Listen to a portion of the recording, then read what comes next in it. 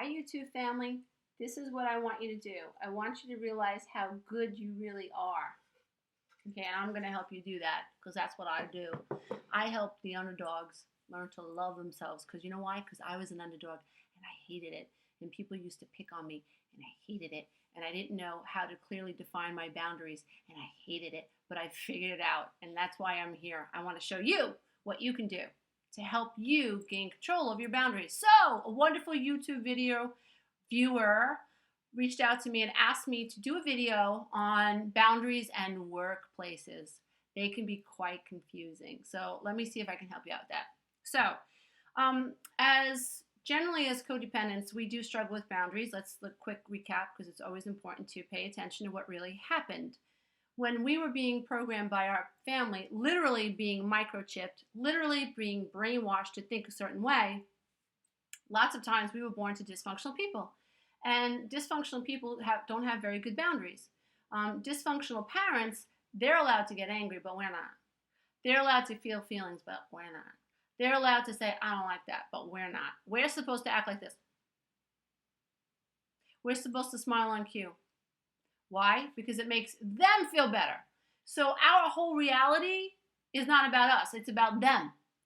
So it's really hard when you're raised by people who have really sabotaged your ability to say, I think, I feel, I need, and feel confident about that. It's not so easy for us to like walk into relationships and be able to say, that doesn't make me happy. This isn't working for me. This isn't working out. This relationship doesn't feel right. I wish it did, but it doesn't. And I gotta go. It's really hard for us to learn to do that. I mean, I've learned how to do that really well, by the way. But anyway, so I'm going to help you address some issues at work. So let's say you are beginning to understand that certain conversations perhaps make you uncomfortable. You know, when I don't work in an office, I couldn't handle an office, but plenty of my clients do. And one of the things that usually comes up for my clients is that as they begin to become toxically clean, emotionally clean, they become aware that they don't want to hang out with certain people, negative people, and they don't want to take part in gossip in the office and whatnot. And that sometimes even bosses are rude and they're pushy and obnoxious, and it's difficult when you're an employee and the boss relationship. For this video, I'm going to address coworker to coworker. So let's say you're aware that you don't want to have negative conversations anymore and that what you put out is what you're attracting. So the girl next to you in the cubicle is always complaining. So she's always complaining about the girl down, a few cubicles down. And let's say she's rude and let's say she's obnoxious. The first thing you have to do, dear one, is tune into self. Tune into self all day, every day. All day, every day. Ask yourself, how do I feel? How do I feel? How do I feel? How do I feel? All day, every day. So when you're at home and you're watching the news, how do I feel? If you don't feel good about what you're watching on television, change the channel. How do I feel? How do I feel? If your kids are engaging in a conversation and it's about the neighbor down the block, you could tell them, we've got to stop gossiping in the house. And if they don't stop gossiping, then move out of the kitchen. Remove yourself from that vibration. In the workplace, what I'd like you to do is, again, pay attention to how you feel. How do I feel? How do I feel? Well, I feel really lousy that this girl's talking about so-and-so. It doesn't really feel good. Okay, accept, feel, decide what you want to do about it. Accept that you feel crappy that this girl is yapping about another person. Feel it. Like, where do you feel it? Where you're sensing that in your body, really, really important that you start paying attention to your GPS, your chakra system. What's it telling you? What vibrations are you sensing in your being? And where is it coming from? So if you feel it in your heart chakra, you say, oh, I feel that in my chest. I don't like, my stomach feels uncomfortable, and my head's starting to pound. Like, I just want to get away. So let's say you just want to get away. Then you decide what you want to do. Maybe you can excuse the conversation and say, you know what? Let's say her name is Laura. I don't know what name I used before. But you know what, Laura? I'm really not feeling good. I'm just going to get up and use the ladies' room. I'll come back in a minute. You come back, Laura's still talking about this conversation. Then you can say to her, because you're aware that you're uncomfortable with the conversation, the goal is to end the conversation and take control over your vibration. Then you can say something like, well, if you don't want to have a problem with her, I would suggest like trying to go about it in like the back door kind of way. So I don't feel good. I went to the bathroom. You can say, you know what, Laura, maybe we can talk about this in another time. I'm having a headache. I don't know why, but I'm just getting a headache.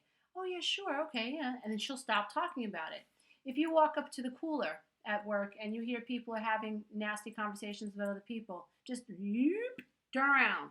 What I do is when I go out to dinner with family and friends, and I have a lot of fear-based friends, and I don't judge them. I don't expect everyone to be as enlightened as I am. I'd like them to be, because sometimes it gets a little lonely. But that's all right. It's good.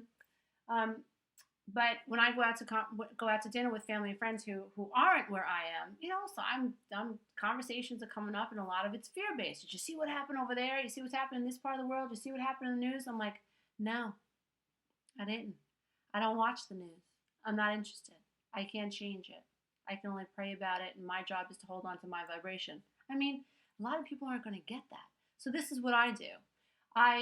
Most of the time I say excuse me, and I go to the ladies' room. So I immediately change my vibration. I do not allow their atomic, their electrons to quantumly entangle with my electrons. So I take control over my auric field, and I take myself to the ladies' room, put some lipstick on, check my blush, get myself together again. Now, if I go back to the table and they're still talking about some crap, what I do is I say to myself, Lisa, focus on lovely things. Focus on lovely things. And I look in my environment for lovely things. So I play this game with myself. Wow, that's a beautiful coat. Wow, I love the color of her hair. Wow, I love her shoes. Wow, this restaurant's beautiful. Even though they're talking and they're all getting quantumly entangled, my focus is literally creating a different energy field for me. And I sit in it. When I feel strong enough to come back into conversation, I say things like, oh my God, let me tell you what the kids said, or let me tell you what the dogs did, or you know what, I just saw this funny show on YouTube, this funny thing on YouTube, or did you hear about this? I am deliberately taking the conversation back on an upswing, because for me to sit there, I'm not having this conversation about death and dying and wars and stuff. I'm just not doing it. It makes me feel like crap. And then what? I go outside and I get into a car accident, bang, because they jacked up my vibration. I ain't doing that. There's plenty of people doing that. Look around. I want to be different. And obviously, if you're watching my channel, you want to be different. So, dear ones, in terms of the workplace, if you're dealing with people who are argumentative, who want to try to sidetrack those conversations by saying things like, "Wow, you sound very passionate about this situation. I admire that. Let me see if I can understand where you're coming from." So that's one way to deal with someone who's abrasive. So with people who are abrasive in the workplace, you want to validate them. Remember, every human being, especially the ornery ones, are looking to be validated. And when you validate someone's emotions, their resistance to what you have to say goes down. It's a communication skill. And we don't know that skill because we were never listened to. We had to listen to the crazy people in our house who were always yelling, and we were shut down. So we were afraid of our feelings. So even if we got upset, we didn't have a calm mommy saying, "Lisa, wow, you sound really passionate about that. What's up? How can mommy help you with this? What's really going on?" That's awesome. So that's the kind of parent I hope you're striving to become, because those are the kinds of parents we need. But I only bring that up because that's why we don't know how to say to people who are abrasive to us, "Wow, you sound very passionate about that. Wow, from where you're sitting, I can understand why you feel that way." I'm not agreeing with that person. I'm just saying if I saw it from their view, if I sat in their seat, I could understand why they feel that way. So validate someone who is being upset. That's not agreeing with them. I can see that you're upset. Let me think about this for a little bit, and let me mull it over. And maybe tomorrow you and I can set a time. I'll text you or I'll call you, and we can agree on a time to talk about this further. So that's how you deal with an abrasive person in the workplace. Very calmly. You have to be calm. You have to bring that energy into the conversation, and what you bring to the conversation. So if you bring validation into conversation, more than likely that person that you're dealing with will validate you in some way. So keep that in mind. If there are just, negative conversations going on in the workplace, avoid them. Take control over your vibration. Pay attention to what's lovely at work. I hope this has helped you, dear one. I really hope this has helped you, because if it has, that means we're going to have more light bodies in the world, and that's awesome. That makes it a more beautiful place for me, a more beautiful place for my children, my future grandchildren, and of course yours. Please check out my teleclass. It's going to begin in March. A few more seats are left, and my books I have new foundation on. It's making me itch. It's not good. So that's why I keep touching my face. In case you're interested. My books are The Road Back to Me, My Road Beyond the Codependent Divorce, 11 Self-Affirmations, and Quantum Tools to help you heal your life now. Dear ones, I promise you, if you listen to these books over and over and over and over and over, your patterns will change. Our parents didn't know what the hell they were doing, but it's up to us to figure it out, and we can.